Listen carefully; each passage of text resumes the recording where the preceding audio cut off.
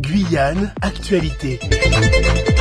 Ah mais écoutez, je suis très heureuse d'être ici. On voit effectivement ici dans ce campus des métiers du bois et de la construction une énergie incroyable avec des formations qui créent la fierté chez ces jeunes parce qu'ils sont en train de préparer des métiers d'excellence sur lesquels on peut être assuré qu'ils trouveront un emploi. Donc vraiment beaucoup de plaisir d'être ici en cette rentrée qui est la première rentrée des lycées professionnels pour lesquels nous avons au fond trois grandes évolutions.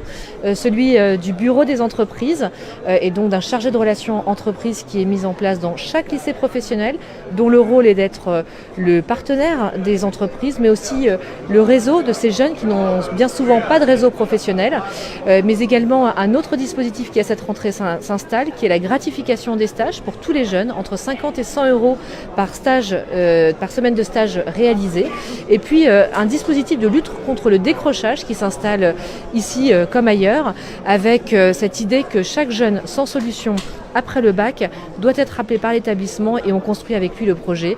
Nous ne laissons aucun jeune sortir du lycée professionnel sans solution, soit de poursuite d'études, soit d'emploi. Au fond, ce que j'expliquais là à l'instant avec l'ensemble des partenaires, c'est qu'un des enjeux majeurs de cette réforme, c'est de lutter contre le décrochage. Le décrochage qui intervient soit pendant le lycée, soit juste après l'obtention du baccalauréat ou du CAP, ou alors lorsqu'ils poursuivent leurs études et ils n'arrivent pas à obtenir leur BTS. Donc j'ai mis en place des dispositifs de lutte contre le décrochage et de démarches partenariales avec les missions locales, Pôle emploi, les EPI, des écoles de la deuxième chance, ou l'armée, tous ces acteurs qui s'engagent pour lutter contre le décrochage de ces jeunes et puis aussi de valoriser la voie professionnelle parce que cette voie, elle vient préparer la plupart des métiers qui demain recruteront. Sur les 15 métiers qui recruteront le plus demain, 10 sont des métiers formés par la voie professionnelle. Comment, dès le collège, vous allez valoriser justement cette voie professionnelle? Il s'agit au fond de travailler sur la découverte des métiers parce que bien souvent les jeunes ne connaissent tout simplement pas ces métiers et ces formations. Donc il s'agit dès la 5e, 4e, 3e de faire découvrir des métiers, une cinquantaine de métiers qui seront présentés aux élèves, dont ils pourront faire des mini-stages, des chefs d'entreprise qui viendront intervenir devant eux ou des visites d'entreprise qui seront organisées pour qu'ils puissent faire un choix d'orientation éclairé et une voie professionnelle qui va se transformer, se rapprocher de l'entreprise et des métiers de demain, des métiers d'avenir qui offrent des perspectives professionnelles d'avenir. Donc un lycée professionnel qui réfléchit aussi sur lui-même pour faire mieux pour ses élèves, pour faire mieux réussir ses élèves dans des voies qui sont d'excellence puisqu'elles ouvrent des perspectives de carrière dont les rémunérations et les métiers sont tout à fait considérables. Vous parliez de coloration. En fonction du territoire, des enjeux économiques également. En Guyane, est-ce que justement cette coloration elle est adaptée au territoire? Oui, parfaitement. Par exemple, ce campus est un très beau symbole de cette coloration. Au fond, on voit ici sur ce campus que vous êtes sur les métiers de la construction, mais très orienté bois. Or, on sait qu'en Guyane, la couverture du territoire par la forêt est extrêmement importante. Donc, on voit que la place du bois est tout à fait cruciale. Donc, c'est important de préparer des jeunes aussi dans la réalité du territoire sur lequel ils vivent, sur lequel ils travailleront et qui leur permettra de montrer à leurs futurs employeurs ou pour eux-mêmes, s'ils sont demain chefs d'entreprise, leur savoir-faire et d'utiliser les ressources du territoire. Tout à l'heure, un enseignant vous a interpellé sur cette question, sur la formation avec les pays transfrontaliers. Pouvez-vous rappeler justement les différentes conditions? Absolument, j'expliquais que nous avons progressé, notamment sur la mobilité transfrontalière des apprentis, pour leur donner une protection sociale, mais également pour mieux les accompagner dans les frais qu'engendre une telle mobilité, le fait de se déplacer, le fait de se nourrir ailleurs, le fait de s'héberger. Et donc, on organise effectivement une participation au financement de ces frais pour les apprentis. Et j'encourageais l'établissement à participer à un grand dispositif lancé par le président de la République, intitulé Conseil national de la refondation, l'école faisons-la ensemble, pour que l'établissement conduise un projet pour faciliter la prise en charge financière, au moins partielle, de ces stages réalisés par exemple ici au Brésil et qui sont évidemment une charge pour les familles et ses élèves. Et donc il s'agit pour moi d'accompagner aussi de tels projets qui répondent à la réalité du territoire, à de l'attractivité de la filière, mais aussi de la valorisation de l'expérience de ces jeunes et donc de leur employabilité in fine. Réunion Actualité.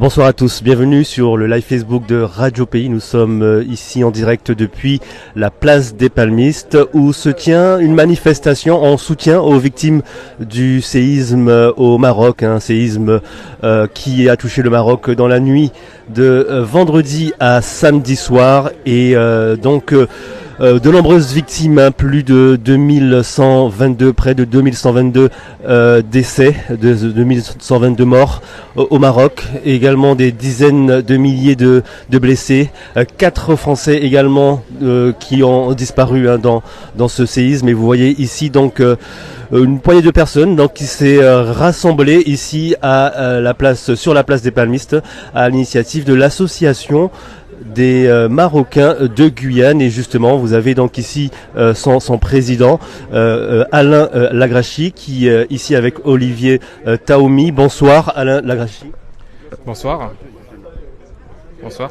Alors donc vous avez décidé naturellement de vous rassembler ici en soutien à la communauté, au décès, au nombre de morts, aux victimes de ce séisme qui a eu lieu samedi matin au Maroc. D'abord, vous, en tant que Marocain, quel est votre sentiment face à cette catastrophe, cette tragédie ? Merci. En tant que franco-marocain, on est très touché par ce drame dans notre chair. Hein. On est assez secoué pour le moment. On accuse le coup, en fait.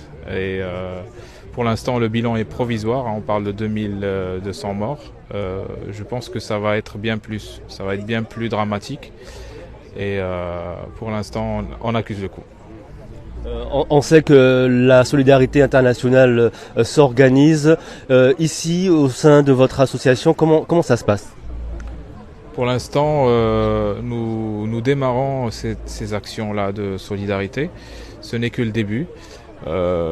Aujourd'hui, c'était un petit rassemblement d'une centaine de personnes.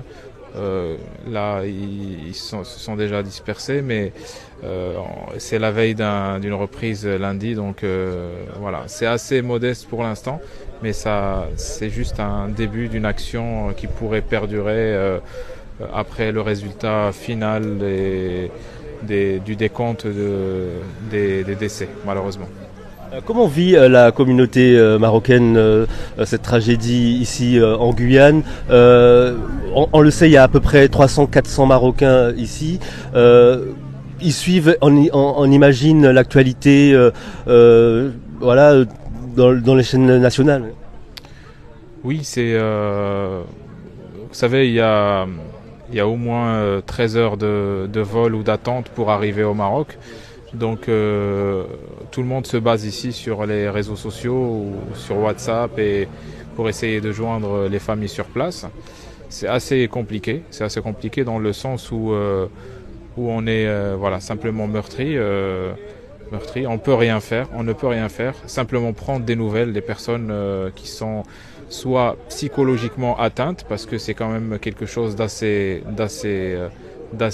dur à encaisser, ou alors physiquement, mais ça ne concerne pas tout le monde, étant donné que la zone la plus touchée est celle de Marrakech, et pour l'instant on n'a pas de nouvelles de Marocains qui ont été À l'âge horaire, nous on était encore dans notre journée quand ça 23 heures là-bas, il n'était que 19 heures ici. Donc on était encore dans la vie quasiment normale.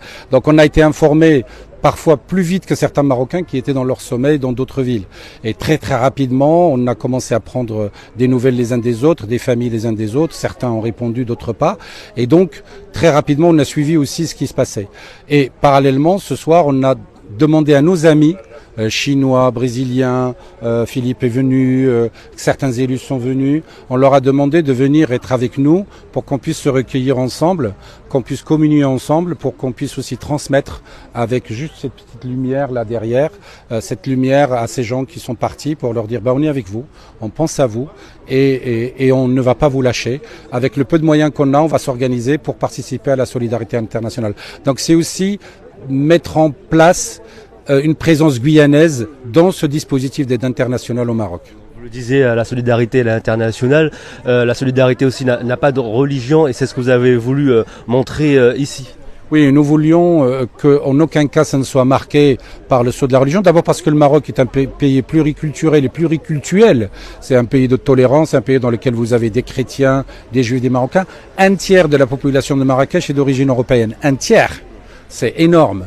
Il y a presque 400 000 ressortissants européens qui vivent à Marrakech et qui vivent paisiblement et très bien. Donc nous on veut surtout pas que la problématique, dès qu'il s'agit d'un pays comme le Maroc, ça soit immédiatement trusté par sous la couleur de la religion. Tout le monde est là. Il y a des bouddhistes, il y a des chrétiens, tout le monde est là et tout le monde a le droit de venir se recueillir sur la mémoire de musulmans ou de chrétiens parce qu'on ne sait pas finalement qui est mort. Il y a des juifs qui sont morts, il y a des chrétiens qui sont morts, il y a des agnostiques qui sont morts, il y a bien sûr beaucoup de musulmans qui sont morts. Donc nous ne voulions en aucun cas que ça devienne une sorte de façade pour que la religion soit le socle de ça. Non, la religion elle a sa place, mais dans la vie il n'y a pas que la religion. Le bilan du nombre de décès va sans doute augmenter malheureusement. Il y a des besoins urgents, on le sait. Ce sera des denrées alimentaires, de l'eau, ce sera des vêtements, des produits de première nécessité finalement. Ici en Guyane, qu'est-ce qui va se passer par la suite en termes de solidarité, de dons Vous êtes d'accord que chaque centime compte ? Voilà, absolument. Alors, sur le plan technique, le Maroc a eu... d'abord, il est très équipé. C'est un pays vraiment structuré. Un pays qui est aujourd'hui un dragon économique en Afrique. Donc, ils avaient déjà énormément de moyens. L'armée s'est mobilisée. Tous les avions sont sortis, etc. Et ils sont allés quasiment sur tous les sites.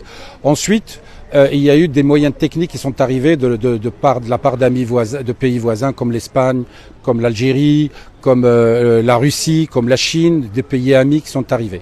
Aujourd'hui, nous, on n'est pas dans cette démarche-là. On est dans la démarche de la reconstruction demain, de l'aide aux familles. Et donc, le peu de moyens qu'on va rassembler, peu importe ce que c'est, ça peut être 500 € comme ça peut être 500 000 €, peu importe. Cet argent-là sera transmis, non pas tellement pour dire que la Guyane va aider, mais pour dire en Guyane, il y a des Marocains et la Guyane fait partie du concert des nations, même si ce n'est pas une nation, ça rattaché à la France, mais ça fait partie des concerts des territoires qui a son mot à dire et qui participe à la solidarité internationale. Très bien, merci Olivier Taoumi d'avoir répondu à ces questions. Vous voyez, il y a également des soutiens politiques. Philippe Bouba, vice-président à la CTG. Votre présence ici, c'est un soutien politique, mais c'est aussi un soutien personnel, on imagine. C'est exactement ça, politique et personnel, étant élu du territoire, sachant que la communauté marocaine s'organisait pour rendre hommage aux victimes de cette catastrophe naturelle, de ce sinistre, et aussi étant fils de l'Algérie et cette grande espace qu'on appelle l'Afrique du Nord, Tamazra, méritait également que l'Afrique du Nord soit solidaire des frères et sœurs marocains. C'est la solidarité de toutes les personnes aussi originaires du Maghreb. C'est une solidarité en fait qui est naturelle, et puis tout à l'heure, le rassemblement montrait aussi que la Guyane multiple et diverse était présente. Selon nos visages et nos sourires, on était présents pour être aux côtés des personnes qui voulaient montrer, on va dire, un acte de soutien aux personnes qui souffrent. Donc je serai là, et au même titre qu'il y a quelques temps, lorsque le Liban aussi avait été sinistré. Je pense que c'est présent, c'est assez important d'être là ce soir.